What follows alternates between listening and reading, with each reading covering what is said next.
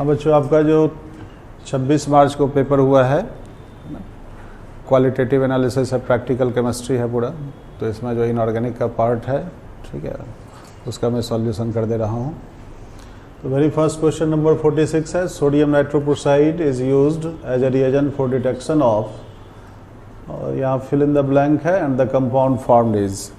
तो आप जानते हो लेसाइनेज टेस्ट में ऐसे ऑर्गेनिक कंपाउंड जिसमें सल्फर प्रेजेंट होते हैं, जब आप उसका सोडियम फ्यूजन एक्सट्रैक्ट बनाते हो, है ना, तो सल्फर सोडियम सल्फाइड में चेंज होता है, और सोडियम सल्फाइड ये सोडियम नाइट्रोप्रोसाइड के साथ रिएक्ट करता है, Na2FeCN5NO। सोडियम सल्फाइड इसके साथ रिएक्ट करेगा, है ना। तो ये देखो, ये दोनों ही ऑर्गेनिक में भी है, इनऑर्गेनिक में भी है। इनऑर्गेनिक में भी मैं आप लोगों को पढ़ा रखा हूँ कि ये जो सल्फाइड आयन है ये लिगैंड नाइट्रोसिलियम लिगैंड के साथ कंबाइन करता है, और नाइट्रोसिलियम लिगैंड को थायोनाइट्राइट लिगैंड में चेंज कर देता है, और इसका जो कलर होता है इस कंपाउंड का रेड कलर होता है। और जब सल्फाइड नाइट्रोसिलियम लिगैंड के साथ कंबाइन करेगा, ये जो प्रोडक्ट बनेगा Na4FeCN5, और ये NOS हो जाएगा, है ना। और इसका कलर जो होता है ये वायलेट कलर होता है, ठीक है। तो अब आप आंसर सेलेक्ट करोगे, तो very first is the answer. ऐसे ऑर्गेनिक कंपाउंड जिनमें सल्फर प्रेजेंट है और सोडियम फ्यूजन एक्सट्रैक्ट बनाओगे तो ऑर्गेनिक कंपाउंड का सल्फर सोडियम सल्फाइड बना लेगा, और सोडियम सल्फाइड इस सल्फाइड आयन को डिटेक्ट करने के लिए आप सोडियम नाइट्रोप्रोसाइड सॉल्यूशन का यूज करते हो। दोनों सॉल्यूशन को मिलाओगे तो जो ओरिजिनल सॉल्यूशन था नाइट्रोप्रोसाइड का रेड कलर का, वो वायलेट कलर में चेंज हो जाएगा। ओके, नेक्स्ट क्वेश्चन देखें, क्वेश्चन नंबर 47।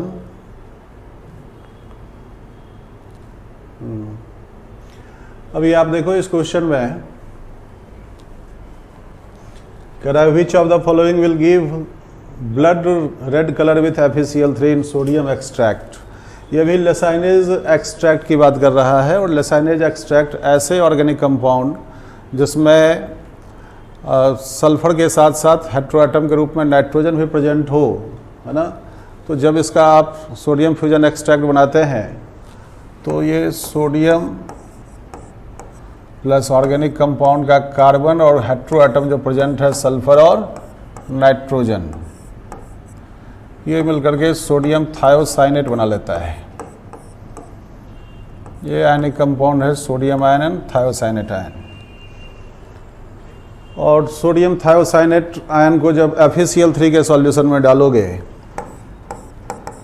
FeCl3 आपको पता है FeCl3 का एक्वस सॉल्यूशन जो है ये येलो कलर का होता है, और थायोसाइनेट इसके साथ रेड कलर का कंपाउंड देता है FeSCN3। ये ब्लड रेड कलर का है, ब्लड रेड कलर, है ना।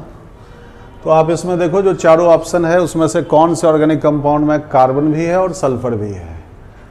तो हेट्रोएटम में फर्स्ट कंपाउंड में तो आप देख रहे हो, है ना, हेट्रोएटम में नाइट्रोजन है, ऑक्सीजन है, सेकंड में कार्बन है और नाइट्रोजन है और सल्फर है। तो आंसर सेकंड है इसका। नेक्स्ट देखें question 48। Ferric hydroxide can be separated from aluminium hydroxide by addition of, ठीक है। अब ये फेरिक हाइड्रोक्साइड आप जानते हो ये बेसिक हाइड्रोक्साइड है, और एल्यूमिनियम हाइड्रोक्साइड एम्फोटेरिक हाइड्रोक्साइड है। तो इसका जो बेसिक कैरेक्टर में जो डिफरेंस है, एसिडिक बेसिक कैरेक्टर में जो डिफरेंस है, वही इसको डिस्टिंग्विश करने का और सेपरेट करने का बेसिक प्रिंसिपल है। फेरिक हाइड्रोक्साइड, है ना, बेस के सॉल्यूशन में डिजॉल्व नहीं होगा क्योंकि फेरिक हाइड्रोक्साइड खुद बेस है। और आप जानते हो एल्यूमिनियम हाइड्रोक्साइड एम्फोटेरिक है, और जो एम्फोटेरिक कंपाउंड होते हैं वो स्ट्रॉन्ग बेस और स्ट्रॉन्ग एसिड दोनों के साथ रिएक्ट करते हैं। तो एल्यूमिनियम हाइड्रोक्साइड तो NaOH सॉल्यूशन में डिजॉल्व हो जाएगा, है ना।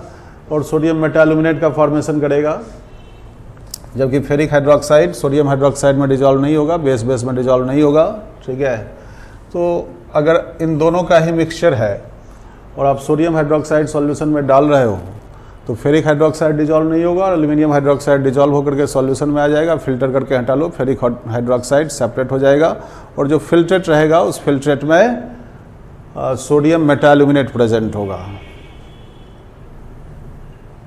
नेक्स्ट देखें, क्वेश्चन नंबर 49 है, identify the correct order of solubility of sodium sulphide, copper sulphide and zinc sulphide. अब ये सल्फाइड की जो सॉल्युटी का ऑर्डर है ये आपको है ना इन जनरल कहीं पे इस तरीके से मिलेगा नहीं, आपको रिलेट करके उसको डिराइव करना है। हमने आपको पढ़ा रखा है कि अगर मेटल सल्फाइड की सॉल्युटी की बात करें तो केवल और केवल एस ब्लॉक के मेटल सल्फाइड ही वाटर में सॉल्युबल हैं, और एस ब्लॉक में भी जो अल्कली मेटल के सल्फाइड हैं वो मोर सॉल्युबल है in comparison to alkaline earth metal के सल्फाइड, है ना। एस ब्लॉक मेटल को छोड़ दें तो बाकी सारे ही मेटल के सल्फाइड वाटर में इनसॉल्युबल है। तो आप देखो copper sulphide and zinc sulphide दो तो इनसॉल्युबल है, एक सोडियम सल्फाइड सॉल्युबल है, तो हाईएस्ट सॉल्युटी तो सोडियम सल्फाइड की हो जाएगी, यही सॉल्युबल है।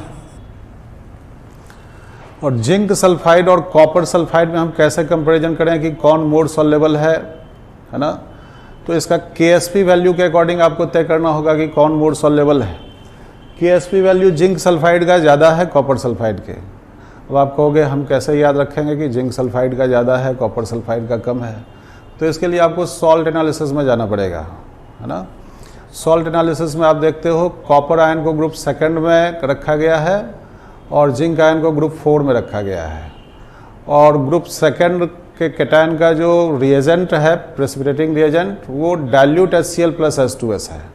अब डाइल्यूट HCl इसलिए मिलाते हैं ताकि यह कॉमन आयन इफेक्ट क्रिएट करके H2S के आयोनाइजेशन को डिप्रेस कर देता है, इससे सल्फाइड आयन का कंसंट्रेशन कम हो जाता है। But that very little concentration of sulphide ion is capable to precipitate all the cations of group second including cupric ion. हम यहाँ क्यूप्रिक आयन की ही बात करेंगे, कॉपर का दे रहा है क्यूप्रिक सल्फाइड।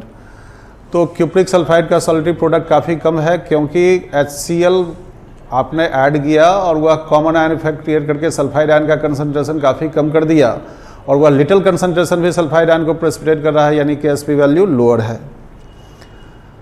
अब देखते हो ग्रुप 4 के जो कैटायंस हैं, ग्रुप 4 के cations manganese ion, zinc ion, cobalt ion और निकेल आयन। आपके सिलेबस में इसमें दो ही है, निकेल आयन और जिंक आयन, है ना। और इसका जो ग्रुप रिएजेंट है, ये ग्रुप रिएजेंट है H2S, और H2S के साथ एक को रिएजेंट यूज करते हैं अमोनियम हाइड्रोक्साइड। ये अमोनियम हाइड्रोक्साइड हाइड्रोक्सिल आयन देगा, H2S H प्लस आयन देगा। H प्लस आयन और हाइड्रोक्सिल आयन एक दूसरे से कंबाइन करके न्यूट्रलाइज करेगा, H2O का फॉर्मेशन करेगा, तो H प्लस आयन का कंसंट्रेशन है ना घटेगा, H प्लस का कंसंट्रेशन घटेगा, तो H2S का जो आयोनाइजेशन है फॉरवर्ड डायरेक्शन में शिफ्ट हो जाएगा। यानी यहाँ जो ये को रिएजेंट NH4OH है ये H2S के आयोनाइजेशन को बढ़ा देता है। डिटेल से पढ़ा चुके हैं, है ना, आप अपनी कॉपी में भी जाकर के देख सकते हो, ठीक है। तो ये सल्फाइड आयन का कंसंट्रेशन बढ़ाता है, और यह बढ़ा हुआ sulphide ion is then capable to precipitate the cations of group 4। तो ग्रुप 4 के कैटायन को प्रेसिपिटेट करने के लिए सल्फाइड आयन का हायर कंसंट्रेशन का जरूरत होता है ना। इसका मतलब जिंक सल्फाइड का जो सॉल्युटिव प्रोडक्ट है वो ज़्यादा है in comparison to copper sulphide. तो हाईएस्ट तो हो गया sodium sulphide, then zinc sulphide, then copper sulphide. तो आंसर 4th हो जाएगा। नेक्स्ट क्वेश्चन है, which of the following reagent can be use to identify bromide and iodide salt in the presence of organic layer, है ना। आप जानते हो bromide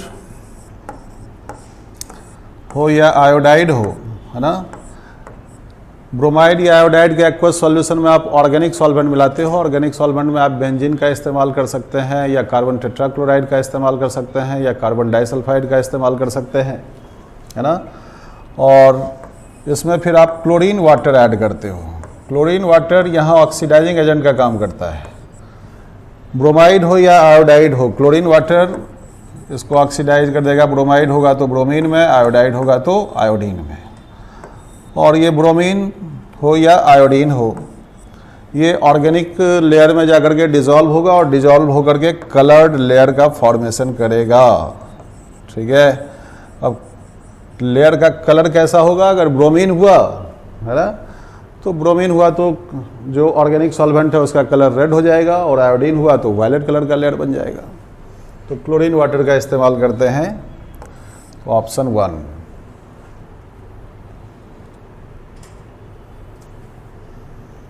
next देखें question number 51, which of the following reagent can separate A mixture of AgCl and AgI? तो देखो, chloride और iodide दोनों ही आपके सिलेबस में है, आपके है ना, नीट के सिलेबस में दोनों ही एनायन प्रेजेंट हैं। अब AgCl जैसे क्लोराइड का सॉल्यूशन है या आयोडाइड का सॉल्यूशन है, आपने सिल्वर नाइट्रेट डाला, क्लोराइड हुआ तो AgCl वाइट प्रेसिपिटेट बनेगा, आयोडाइड हुआ तो AgI बनेगा, येलो प्रेसिपिटेट होगा। अब यदि क्लोराइड भी है और आयोडाइड भी है, दोनों ही सॉल्ट में मान लो आयन प्रेजेंट है, तो दोनों ही प्रेसिपिटेट होगा। अब इसको सेपरेट करना है, सेपरेट करना है तो ये आपने पढ़ा है कि एक्सेस अमोनिया सॉल्यूशन में AgCl डिजॉल्व हो जाता है, लेकिन AgI डिजॉल्व नहीं होता है। जबकि साइनाइड का सॉल्यूशन हो, थायोसल्फेट का सॉल्यूशन हो, इसमें दोनों डिजॉल्व हो जाएगा, AgCl और AgI, है ना। और दोनों डिजॉल्व होगा तो फिर सेपरेट नहीं होगा, फिल्ट्रेट में दोनों ही चले जाएंगे। लेकिन अगर अमोनिया, एक्सेस अमोनिया यूज करते हो तो AgCl फिल्ट्रेट में चला जाएगा, वाटर सॉल्युबल कॉम्प्लेक्स बना लेगा, लेकिन AgI है ना, एक्सेस अमोनिया सॉल्यूशन में डिजॉल्व नहीं होगा। नेक्स्ट क्वेश्चन नंबर 52 देखें, on heating a mixture of sodium bromide and concentrated H2SO4 we obtain. देखो, सोडियम ब्रोमाइड और H2SO4 कंसंट्रेटेड यूज किया है। आप जानते हो ब्रोमाइड, क्लोराइड, ब्रोमाइड है ना, आयोडाइड, ये सब ग्रुप सेकंड के एसिडिक रेडिकल है। इनका जो ग्रुप रिएजेंट है ये कंसंट्रेटेड H2SO4 है। तो आप जानते हो मोर वोलेटाइल एसिड जो होता है उसको लेस वोलेटाइल एसिड उसके सॉल्ट से डिस्प्लेस कर देता है। तो सबसे पहला रिएक्शन तो ये हो जाएगा NaHSO4 प्लस HBr। HBr देखो मोर वोलेटाइल एसिड है,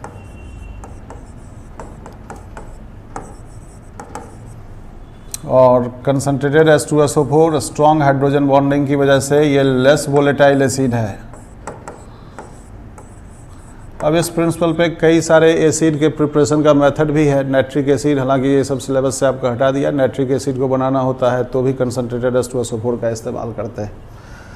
लेकिन यहाँ ये जो HBr है ये इंट्रैक्ट नहीं रहेगा, क्योंकि कंसंट्रेटेड H2SO4 ये जो moderate oxidising agent and bromide is good reducing agent, तो इन दोनों के बीच रेडॉक्स रिएक्शन हो जाएगा।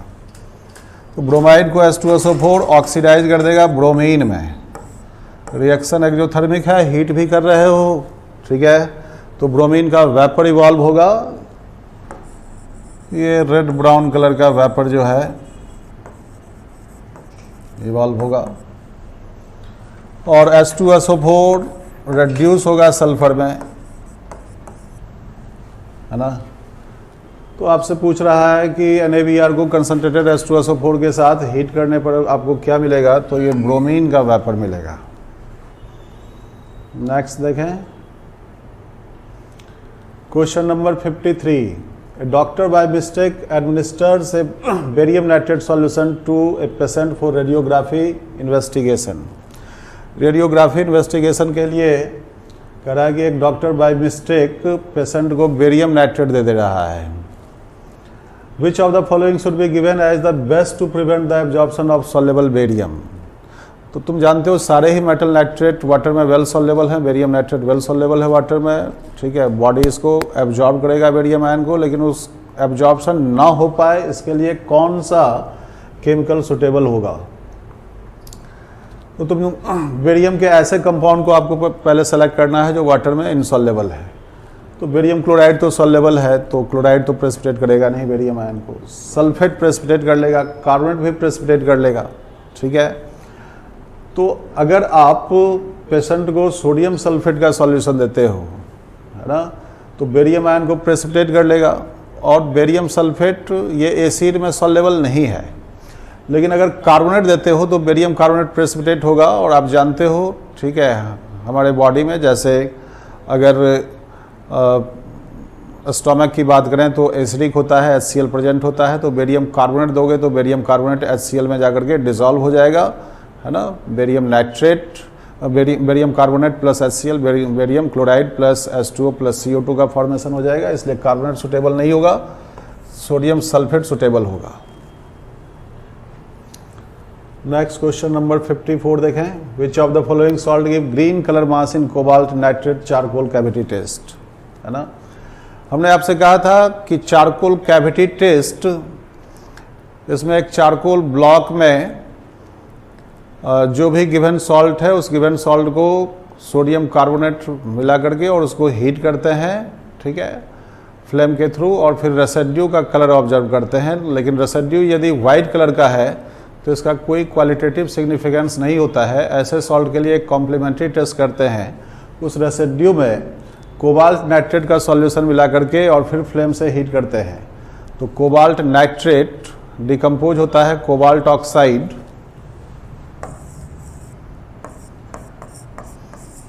कोबाल्ट नाइट्रेट का सॉल्यूशन हीट होगा तो आप जानते हो मेटल नाइट्रेट को आप हीट करते हो तो metal oxide plus NO2 plus O2, और यदि जिंक आपका सॉल्ट था तो चारकोल कैविटी में, है ना, जिंक सोडियम कार्बोनेट के साथ, है ना, अपना एनायन एक्सचेंज करेगा, जिंक कार्बोनेट बनाएगा, जिंक कार्बोनेट हाई टेम्परेचर पर टूटेगा, जिंक ऑक्साइड प्लस CO2 में, और ये जो जिंक ऑक्साइड का रेसिड्यू है हॉट कंडीशन में देखते हो येलो कलर का, लेकिन जैसे ही ये, है ना, कूल होगा कि इसका कलर वाइट हो जाएगा। तो ये जो जिंक ऑक्साइड है ये वाइट रेसिड्यू है, वाइट रेसिड्यू इन चारकोल कैविटी, और कोबाल्ट नाइट्रेट मिला करके जब हीट किए हो तो जो कोबाल्ट ऑक्साइड आया है, ये कोबाल्ट ऑक्साइड जिंक ऑक्साइड के साथ ये एडिशन प्रोडक्ट बना लेगा, कोबाल्ट जिंकेट कहते हैं, और ये ग्रीन कलर का रेसिड्यू है, इसको रिनमैन्स ग्रीन भी कहते हैं। तो आपका आंसर जिंक सॉल्ट हो जाएगा। Next question number 55, the ion which is not precipitated bye H2S in the presence of HCl। अब H2S और HCl किस ग्रुप का रिएजेंट है? ग्रुप सेकंड का रिएजेंट है। ग्रुप सेकंड का रिएजेंट है तो Cu2 प्लस तो प्रेसिपिटेट होगा ही, Pb2 प्लस भी प्रेसिपिटेट होगा। अच्छा, जैसे ही डाइल्यूट HCl डालोगे कि Ag प्लस प्रेसिपिटेट हो जाएगा, ग्रुप फर्स्ट का रिएजेंट है, और डाइल्यूट HCl ग्रुप फर्स्ट का रिएजेंट है, और Ag प्लस जो है वो ग्रुप फर्स्ट का कैटायन है। तो Cu2 plus Ag plus Pb2 plus ये प्रेसिपिटेट हो जाएगा। लेकिन ये जो है एल्यूमिनियम आयन ये प्रेसिपिटेट नहीं होगा, क्योंकि एल्यूमिनियम आयन ग्रुप थर्ड का कैटायन है, और ग्रुप थर्ड का कैटायन नीचे वाले ग्रुप का कोई भी कैटायन कभी भी ऊपर वाले ग्रुप के रिएजेंट से प्रेसिपिटेट नहीं होता है। नेक्स्ट क्वेश्चन नंबर 56 आप देखो, sodium carbonate can not be used in place of ammonium carbonate and NH4Cl। अब ये देखो अमोनियम कार्बोनेट और NH4Cl जो है ये ग्रुप 5 का रिएजेंट है, ग्रुप 5 के कैटायन को प्रेसिपिटेट करता है। ग्रुप 5 में जो कैटायन है कैल्शियम आयन, स्ट्रोंशियम आयन और बेरियम आयन है। आपके सिलेबस में स्ट्रोंशियम आयन नहीं है ना, कैल्शियम आयन, बेरियम आयन है। तो अमोनियम कार्बोनेट के साथ साथ अमोनियम क्लोराइड इसलिए लेते हैं क्योंकि ये जो अमोनियम आयन है ना, ये अमोनियम कार्बोनेट का एक्वस सॉल्यूशन होगा, ये तुम जानते हो सॉल्ट है, और सॉल्ट अपने सॉल्यूशन में 100% आयोनाइज होता है, स्ट्रॉन्ग इलेक्ट्रोलाइट होता है। तो अमोनियम आयन और कार्बोनेट आयन, और कार्बोनेट आयन जो है ये अमोनियम आयन के साथ रिएक्ट करता है अमोनियम आयन इसको प्रोटॉन ट्रांसफ़र करता है, प्रोटॉन ट्रांसफ़र करेगा तो अमोनियम आयन अमोनिया गैस के रूप में निकल जाएगा और कार्बोनेट आयन एक प्रोटॉन लेकर के बाइकार्बोनेट में चेंज होगा। ये प्रोसेस रिवर्जिबल है।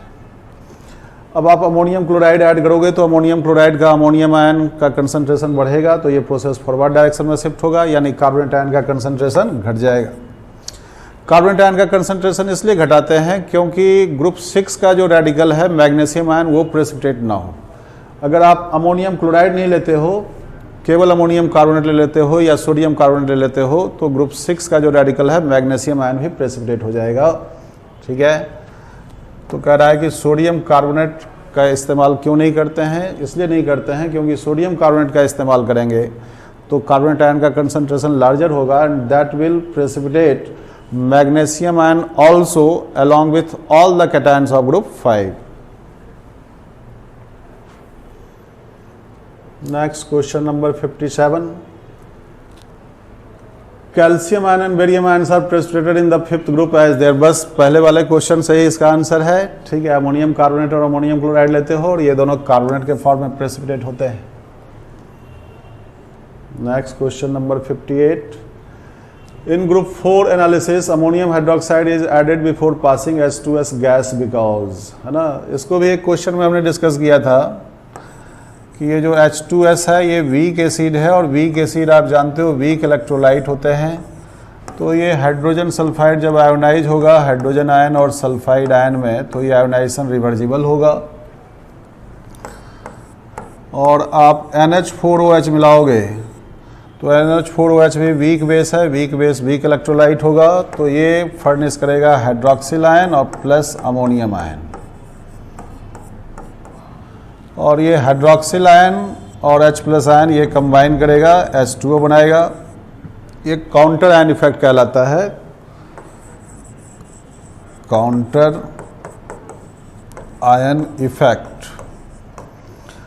अब ये H+ का कंसंट्रेशन घटेगा तो ये इक्विलिब्रियम क्या होगा, फॉरवर्ड डायरेक्शन में शिफ्ट कर जाएगा, ये H2S वाला इक्विलिब्रियम, यानी सल्फाइड आयन का कंसंट्रेशन बढ़ जाएगा क्योंकि ग्रुप 4 के जो मेटल आयन्स हैं उनके जो रेस्पेक्टिव सल्फाइड हैं उनका सॉल्यूटिव प्रोडक्ट हाइयर होता है, तो इनको प्रेसिपिटेट करने के लिए हाइयर सल्फाइड आयन की ज़रूरत होती है और सल्फाइड आयन का कंसंट्रेशन बढ़ाने के लिए काउंटर आयन इफेक्ट क्रिएट करवाया जाता है NH4OH यूज करके।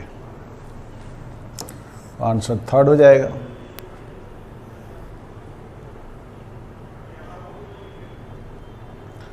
नेक्स्ट क्वेश्चन है 59. When H2S gas is passed through aqueous HCl solution containing CuCl2, PbCl2, BiCl3, NiCl2, then we do not get a precipitate of. अब यहाँ पे देखो रिएजेंट क्या है, रिएजेंट जो है मेन रिएजेंट H2S है और को रिएजेंट क्या है, HCl है।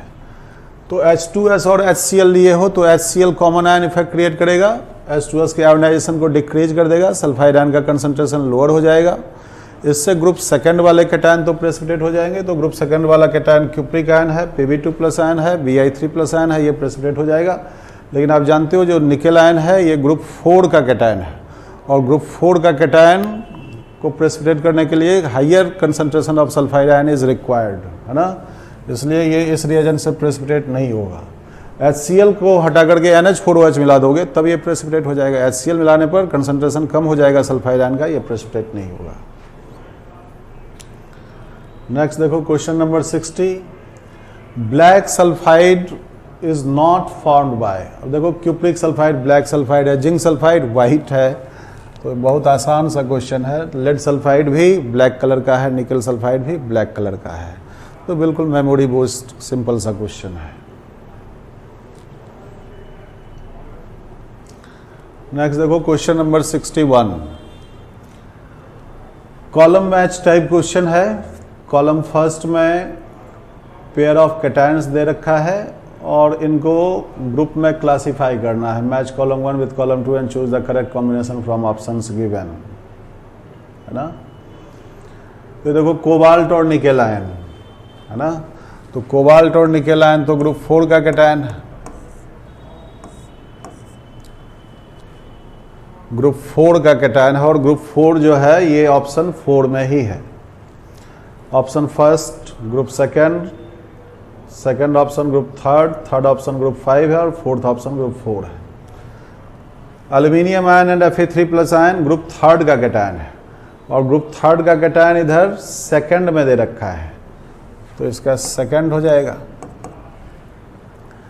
Cupric ion and cadmium ion group second के कैटायन है और ग्रुप सेकंड इधर फर्स्ट में दे रखा है, तो इसका मैच फर्स्ट हो जाएगा। Calcium ion and strontium ion group 4 का कैटायन है और ग्रुप 4 का जो कैटायन है ये ग्रुप 5 का कैटायन है और ग्रुप 5 जो है ये इधर थर्ड में दे रखा है, तो डी का थर्ड हो जाएगा। अब ये देखो ए का 4, बी का सेकंड, सी का फर्स्ट, डी का थर्ड, ये ऑप्शन थर्ड में है ना।